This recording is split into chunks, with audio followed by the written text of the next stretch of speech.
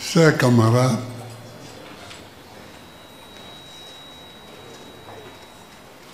je voudrais d'abord remercier, saluer la délégation du PDCI parce que vous aurez remarqué ces deux cérémonies. Puis, il y a Cocotré que je n'avais pas reconnu, mais lui, il a été mon ministre de l'Industrie. Cocotré. Voilà. Non, je les connais, hein. Je les connais tous. Lui, c'est mon beau, il est de Bassango. C'est Simon, c'est le ouais. C'est-à-dire que c'est le latin des BT. Voilà.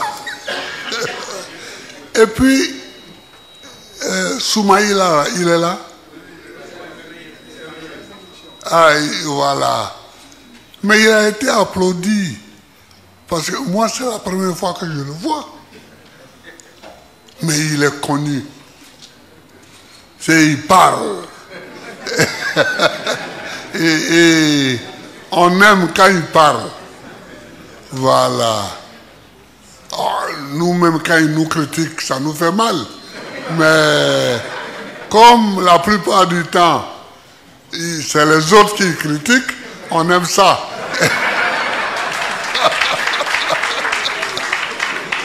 Voilà. Donc je les salue. Bon, je salue tous mes camarades ici.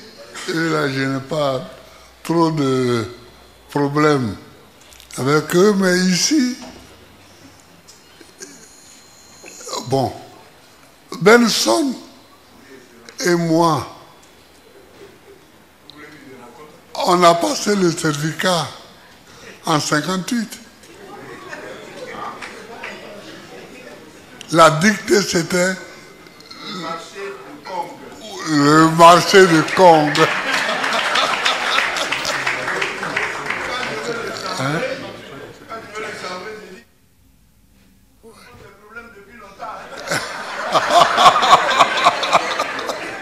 Ouais.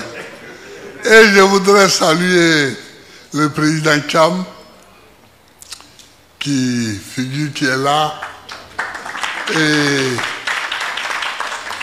salut président, salut pour ton message qui était comme ça, qui était bon, qui était bon. Merci. Voilà.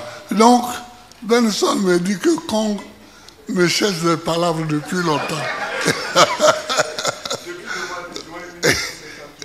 Juin 58, le marché de Kong.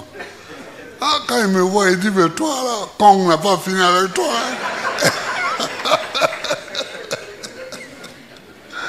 Hein?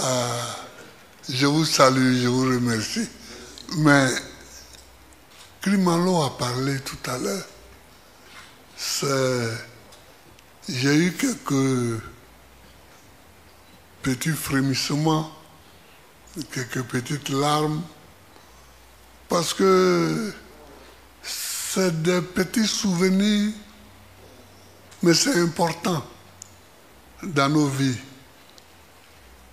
C'est important dans nos vies.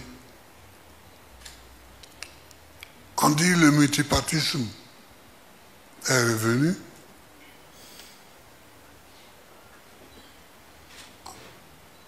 On était à une réunion au Novotel, lui avec Zadi, moi avec Sangaré et la Sénégon, et on a décidé d'aller faire le premier meeting du multipartisme à Korogo, chez Lanciné. Et puis on est parti là-bas. D'abord, on ne savait même pas. Moi, je ne savais pas comment un meeting se faisait. Quand les gens nous voient, on a l'impression qu'on est habitué à tout ça, mais on n'est pas habitué. Bon, On a parlé des rues étaient barrées pour ne pas que les gens viennent, n'est-ce pas? Et puis bon, après on est revenu. J'ai eu la bénédiction de son père à Katiola.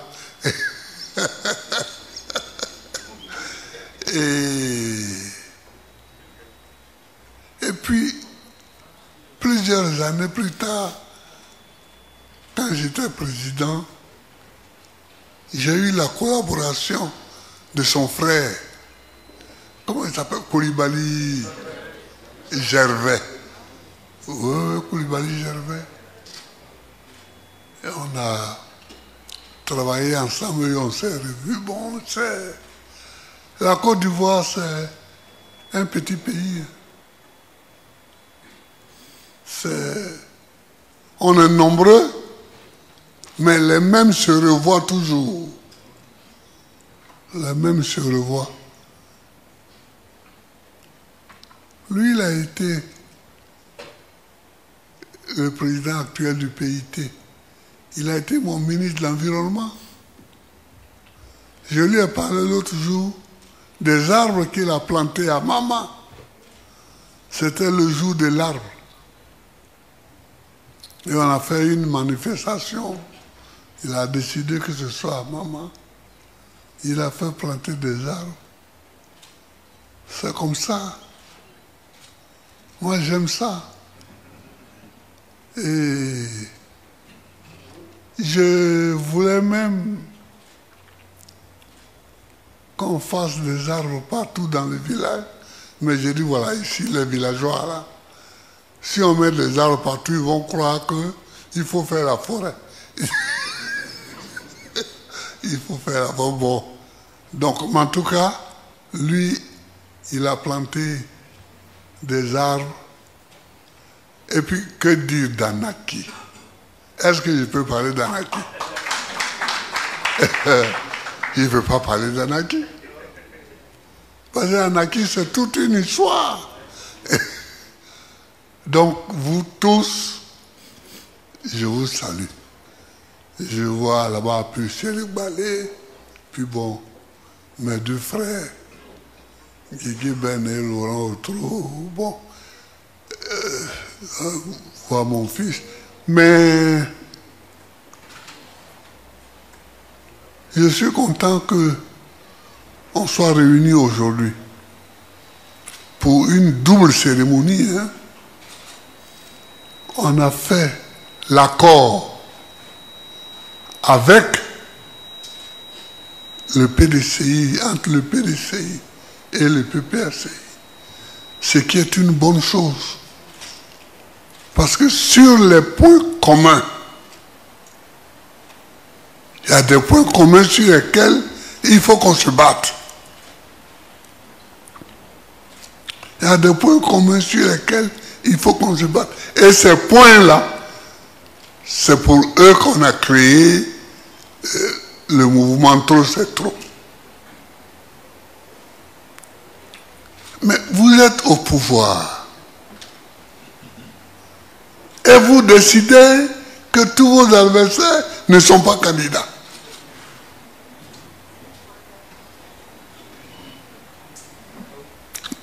C'est quoi ça? C'est quoi ça? On va où là? On va où là? Tu es au pouvoir, tu es au pouvoir. Mais si on ne laisse pas aux autres la capacité de se battre pour être au pouvoir aussi, ce n'est plus la démocratie. Ce n'est plus la démocratie. Et c'est ça qu'il faut que les gens comprennent. Quand sur l'agora à Athènes, au siècle de Périclès, on a créé le principe de la démocratie, ça veut dire qu'on a constaté qu'on n'est pas d'accord sur l'agora. On n'est pas d'accord. Klimalo l'a dit tout à l'heure. On n'était pas d'accord, hein, mais on travaillait ensemble. Si vous n'êtes pas d'accord, mais il faut que chacun s'exprime quand même. Il faut que chacun s'exprime. C'est pourquoi on a créé le principe de la démocratie. Chacun s'exprime en disant ce qu'il pense. Et vous parlez, après on trouve un point d'accord. Ou on ne trouve pas de point d'accord. Si on ne trouve pas de point d'accord, on n'a pas trouvé. Mais on peut trouver un point d'accord. Mais seule la discussion peut permettre qu'on trouve un point d'accord. Vous comprenez? Mais moi, qui me suis battu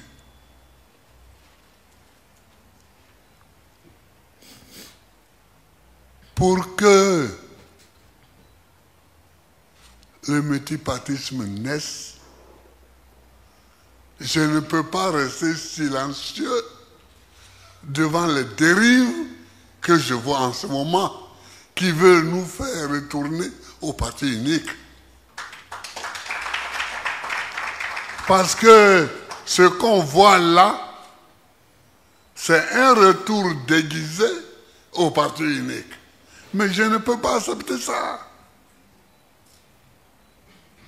Je ne peux pas accepter ça.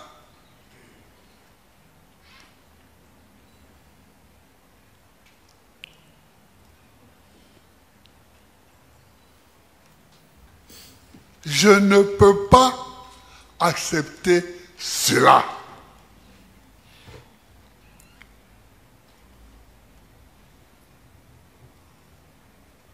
Regardez.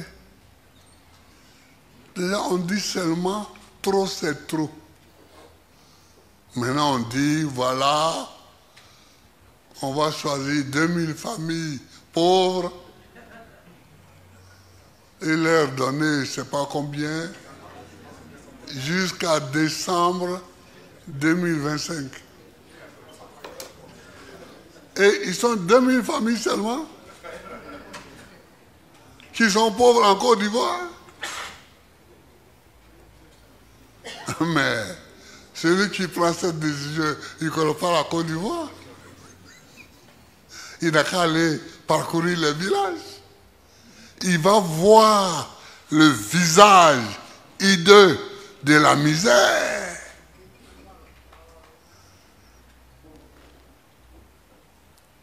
Moi, quand je suis devenu président, l'un des problèmes que j'ai eu dans mon propre parti, j'ai dit, on va supprimer l'uniforme.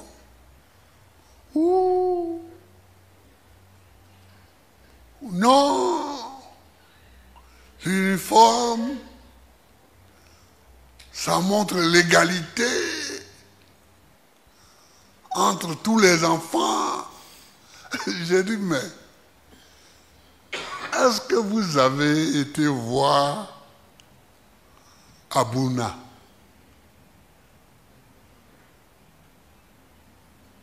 Est-ce que vous avez été voir à Doropo? Est-ce que vous avez été à Teini? Est-ce que vous avez été à Oragayo?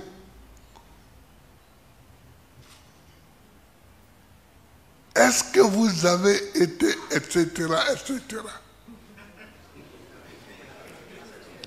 Parce que les gens, nous les petits bourgeois, nous sommes ici, assis à Abidjan, chacun d'entre nous touche un peu, il gagne un peu. Donc, il a de quoi payer un kaki et un bleu-blanc pour ses garçons, une jupe bleue et un corsage blanc pour ses filles. Mais il croit que toute la Côte d'Ivoire est comme ça. Toute la Côte d'Ivoire n'est pas comme ça.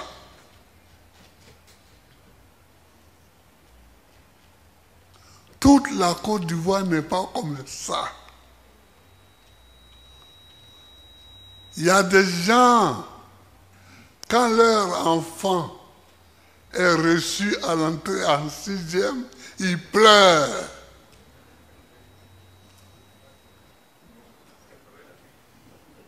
Parce qu'ils n'ont pas d'argent. D'abord pour payer son transport pour qu'il aille au lieu du collège. Et puis ils n'ont pas d'argent pour payer ses uniformes. Et ils n'ont pas d'argent pour payer les livres.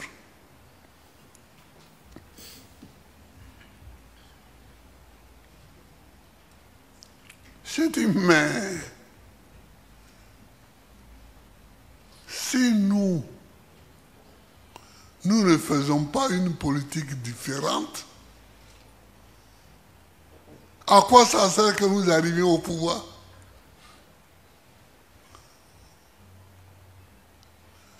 Amani, que j'avais nommé à l'éducation nationale, heureusement il m'a suivi. Nous avons fabriqué des livres pour tout l'enseignement primaire, pour toute la Côte d'Ivoire.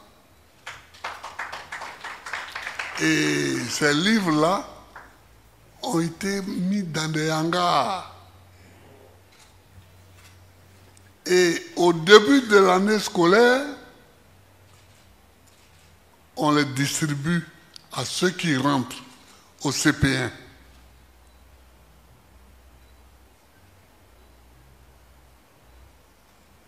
Et à la fin de l'année, ils rendent les livres. Celui qui a perdu un livre paye. C'est comme ça que nous, on a pu aller à l'école.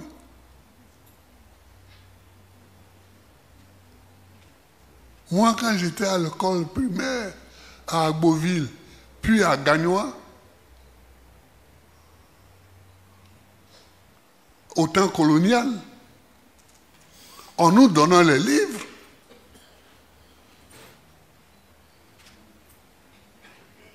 et à la fin de l'année, on les rendait. Donc, on était même obligé de prendre soin des livres pour ne pas rendre un livre déchiré.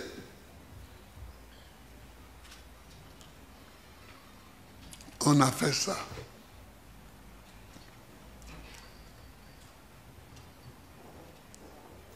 Quand une personne qui était au PDCI, puis au RDR, je l'ai nommé après ministre de l'Éducation nationale, qu'elle a vu les livres, elle dit, hé, mais ton histoire là, j'ai cru que c'était la plaisanterie. Mais il y a vraiment les livres. J'ai dit, mais on ne plaisante pas en politique. Parce que quand tu mens, ça te rattrape. Toujours. J'ai dit, on ne plaisante pas.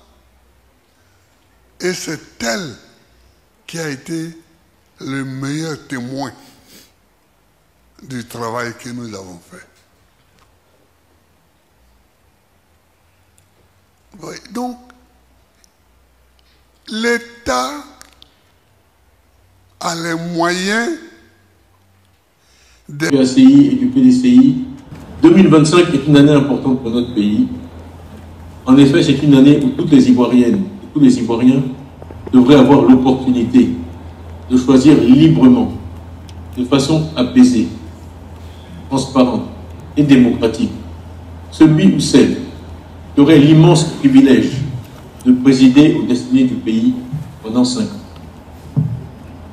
65 ans après notre indépendance, cette année 2025 aurait pu être celle de la célébration d'une nation mature et libre, une véritable fête de la démocratie.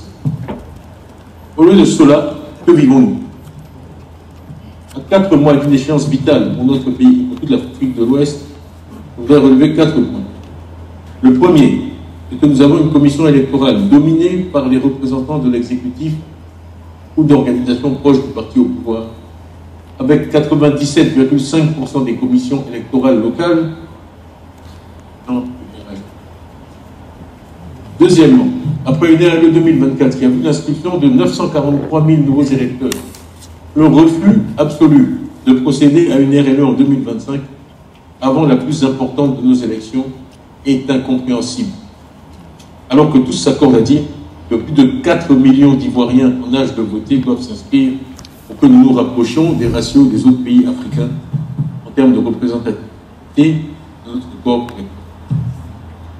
Troisièmement, nous le savons tous, une liste électorale comprenant trop d'erreurs pour pouvoir servir de base à une élection crédible.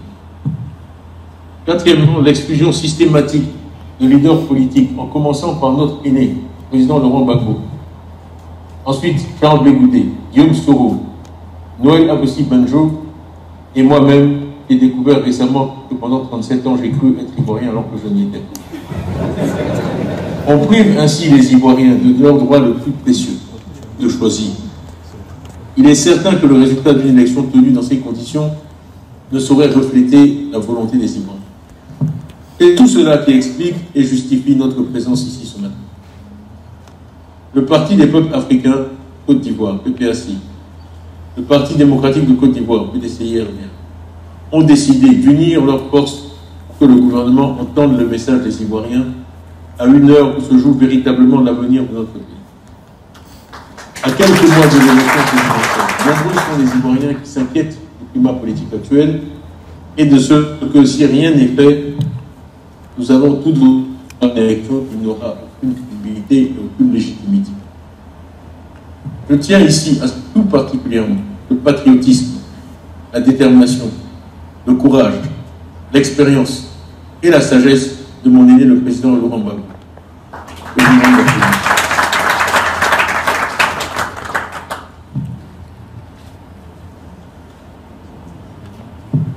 C'est lui qui, le premier, a conçu l'idée de front commun et a su mobiliser les énergies pour faire aboutir ce projet. Le PPACI et le PDCI sont deux forces incontournables sur la scène politique de notre pays. Je veux saluer ici vos équipes qui, depuis des mois, ont travaillé d'arrache-pied pour créer ce front commun, avec une mention toute particulière pour le professeur Dan Djedje et le vice-président Akossi Benzo. La volonté que nous exprimons aujourd'hui d'unir nos voix et nos forces pour que notre pays connaisse enfin une élection crédible, inclusive, qui conduise à ce que la volonté du peuple ivoirien, qui est aujourd'hui, nous le savons tous, le changement, l'alternance, pour que la volonté du peuple ivoirien, dis-je, s'exprime et soit respectée. Notre front commun, sous la direction éclairée du président Gbagbo, va agir sans relâche à partir de ce jour pour garantir une élection transparente, inclusive et crédible. Ce front que nous lançons aujourd'hui vise à préserver la cohésion nationale, la paix et la démocratie. Regardez en effet autour de nous. Tous les pays où des efforts ont été faits pour empêcher le libre jeu des forces démocratiques, Guinée, Mali, Kenya, Niger, ont connu des moments difficiles. Les pays stables de notre région aujourd'hui sont ceux qui ont joué la carte de la démocratie et connu une alternance acceptée de tous. Ghana, Libéria, Sénégal. Aujourd'hui, c'est la continuité qui conduira à l'instabilité et le changement qui conduira à la stabilité. L'acte que nous posons aujourd'hui montre que l'opposition est unie et que nous saurons ensemble préserver la stabilité de notre cher pays, plus et mieux que ceux qui s'entêtent à rester au pouvoir en faisant courir des risques immenses à notre pays et à la sous-région En formant ce front commun, le PPACI et le PDCI affirment devant le peuple ivoirien et la communauté internationale leur volonté de donner à notre pays en 2025 une élection apaisée, respectueuse des droits de tous, qui conduira à un résultat reflétant la volonté de la très grande majorité des Ivoiriens qui souhaitent une alternance. On nous dit c'est fini, tout est joué, vous êtes éliminés. Moi je dis au contraire, tout commence. Tout commence aujourd'hui. C'est le premier round, 20 matchs en 15 rounds, et nous irons jusqu'au bout, jusqu'à la victoire. Le PDCI a bien montré samedi dernier que non, ce n'est pas fini. Je suis confiant parce que c'est nous qui avons le peuple avec nous. C'est Abraham Lincoln qui a dit « L'adhésion populaire est essentielle. Avec l'adhésion populaire, rien ne peut échouer. Sans elle, rien ne peut réussir. » Le 19-25 est une date historique. Il y aura un avant et un après dans la lutte pour que la démocratie règne dans notre pays. Président Gbagbo, merci d'avoir pris la direction de ce mouvement. Merci pour la confiance que vous et votre parti placez en ma modeste personne et notre grand parti pour mener ensemble de nobles combats. Vive la démocratie pour des élections crédibles, libres et inclusives en 2025. Vive la Côte d'Ivoire. Je vous remercie.